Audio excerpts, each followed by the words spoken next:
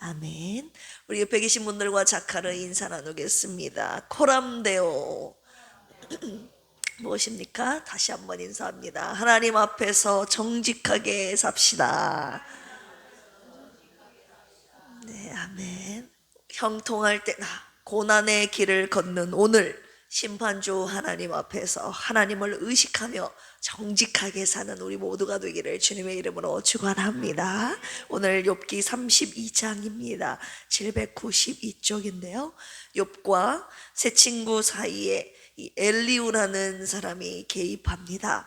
엘리오라는 사람이 개입하여 중재하는 장면인데요. 엘리오는 인과응보론의 새 친구와 그리고 자기의 의로움을 주장하고 있는 욥의 허물을 동시에 지적하면서 참 지혜를 주고자 합니다.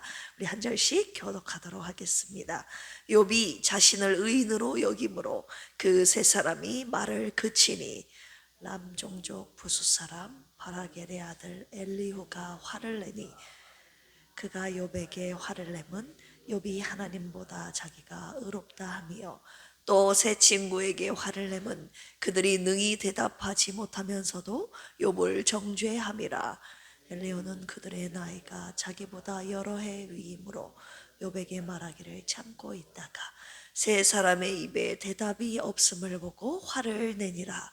부수 사람 바라겔의 아들 엘리후가 대답하여 이르되 나는 연소하고 당신들은 연로함으로 뒷전에서 나의 의견을 감히 내놓지 못하였노라. 내가 말하기를 나이가 많은 자가 말할 것이요 연륜이 많은 자가 지혜를 가르칠 것이라 하였노라.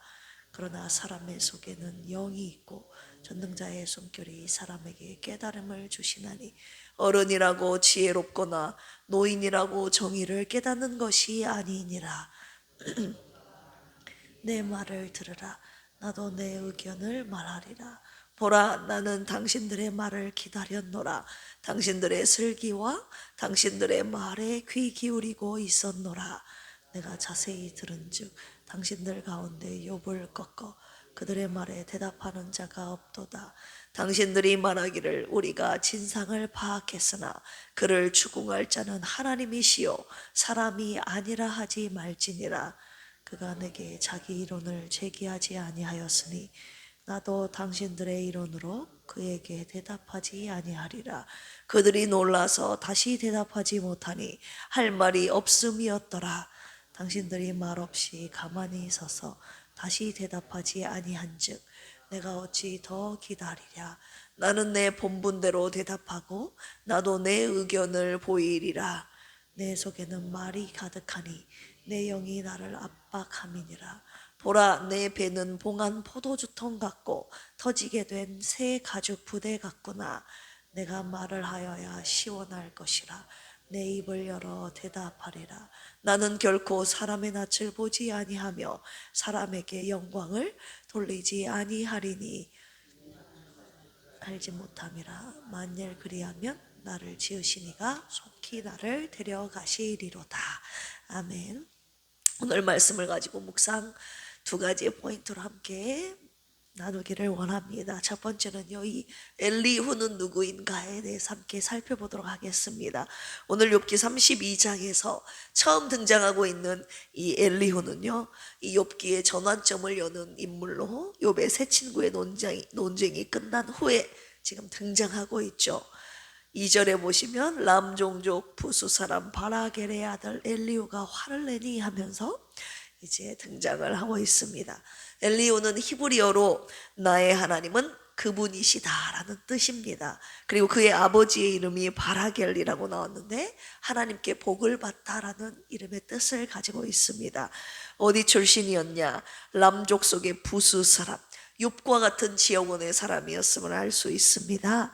나이는 4절 보시면 엘리후는 그들의 나이가 자기보다 여러 해 위임으로 6절 보시면 나는 연소하고 당신들은 연로함으로 한마디로 욥과 친구들보다 젊은 사람이라는 것을 우리가 살펴볼 수 있죠.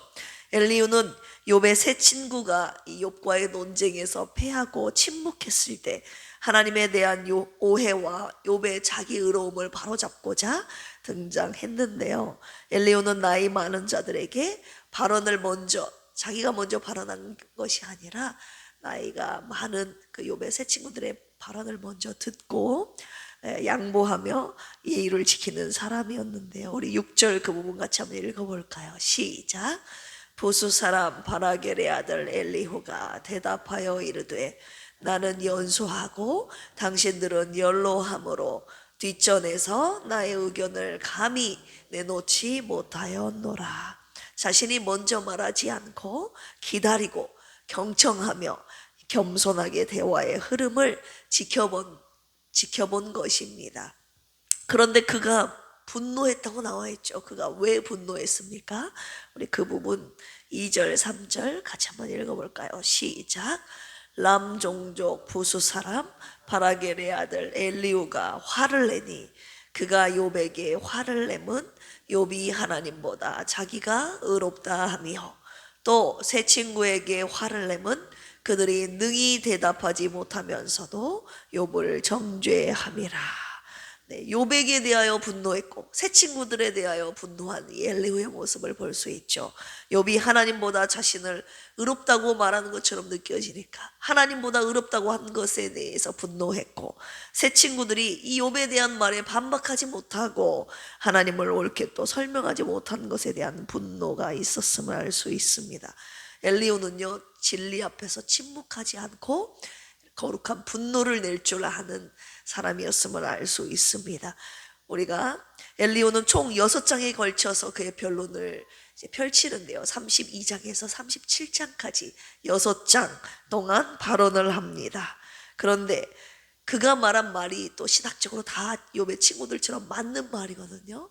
그런데 욥의 고난에 대한 아주 근원적이고 실질적인 답변을 엘리후 또한 제시하지 못하죠. 왜냐하면 이 욥이 당한 고난은 하나님의 오묘하심이었기 때문에 오직 하나님만 아시는 영적인 세계 속에서 하나님과 사탄 속에 벌어진 그 딜이었잖아요. 인간이 깨달을 수 없는 그 깊고 오묘함 속에 진행된 욥의 고난이었기 때문에 엘리후도 한계가 있는 발언을 한다는 것을 우리가 이번 주간 한 주간 묵상하면서 살펴보게 될 것입니다. 엘리후는 총 6장 동안 발언을 하면서 욥의 구조상 그 엘리후가 37장까지 딱 마치고 나서 38장에 드디어 침묵하셨던 하나님이 말씀하시거든요. 이 38장에서 하나님이 나타나시게 되는 하나님의 말씀을 여는 이 신학적인 다리 역할을 하는 것이 이 엘리후의 발언입니다. 이 엘리후가 누구인지를 첫 번째로 우리가 살펴보면서 욥기를 이번 주에 묵상하도록 하고요. 두 번째 묵상 포인트로 넘어가겠습니다. 이 참된 지혜는 어디에서 오는가? 오늘 엘리후의 발언 속에서도 우리가 살펴볼 수 있는데요. 일단 우리 1절 다시 한번 읽어볼까요? 시작. 욥이 자신을 의인으로 여김으로 세 사람이 말을 그치니. 욥의 세 친구는 지혜롭고 경험이 많은 자들이었지만 그들의 논쟁은 결국 욥을 설득하지 못했습니다. 그리고 하나님을 올바로 드러내지도 못했습니다. 이들의 지혜는 인간적인 판단, 즉 고난이 뭐의 결과라고요? 죄의 결과라는 이 단순한 논리에 묶여 있었다는 것이죠. 그 결과 그들은 하나님의 깊은 뜻을 이해하지 못했음을 우리는 욥의 세 친구와 욥의 공박과 변론을 통해서 지금까지 살펴볼 수 있었죠. 오늘 등장한 엘리후는 젊은 사람이었지만 이 진리의 본질이 어디서 온 것인지를 깨닫고 오늘 고백하는데요. 7절에서 9절 같이 한번 읽어보겠습니다. 시작. 내가 말하기를 나이가 많은 자가 말할 것이요 연륜이 많은 자가 지혜를 가르칠 것이라 하였노라. 그러나 사람의 속에는 영이 있고 전능자의 숨결이 사람에게 깨달음을 주시나니 어른이라고 지혜롭거나 노인이라고 정의를 깨닫는 것이 아니니라.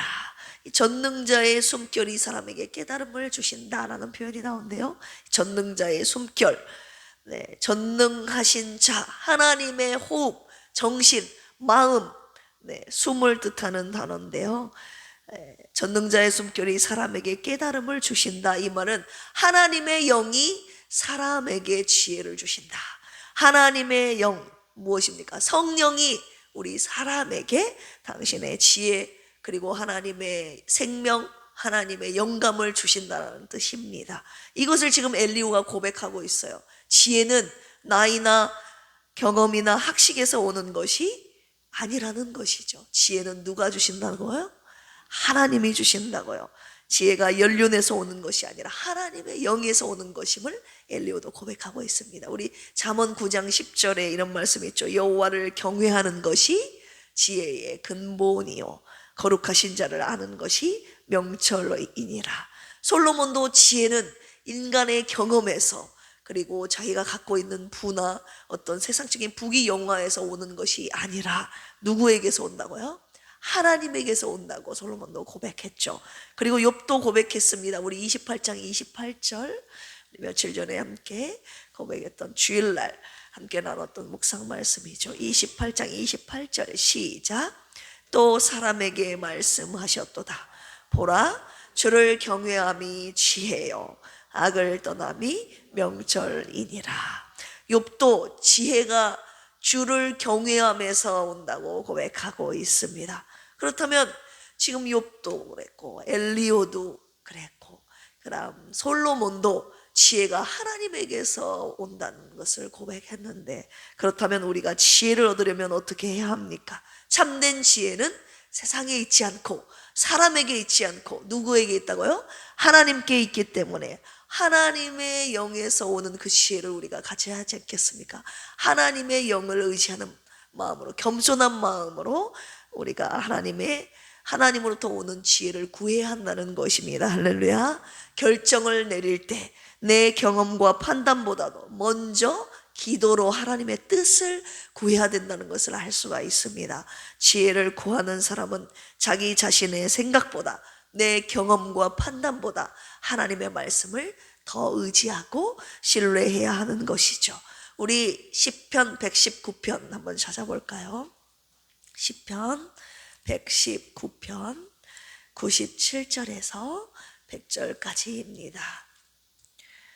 찾으셨으면 아멘 하실까요? 네, 같이 한번 읽어보겠습니다. 97절에서 100절까지요. 시작. 내가 주의 법을 어찌 그리 사랑하는지요. 내가 그것을 종일 작은 소리로 읊조리나이다. 주의 계명들이 항상 나와 함께하므로 그것들이 나를 원수보다 지혜롭게 하나이다.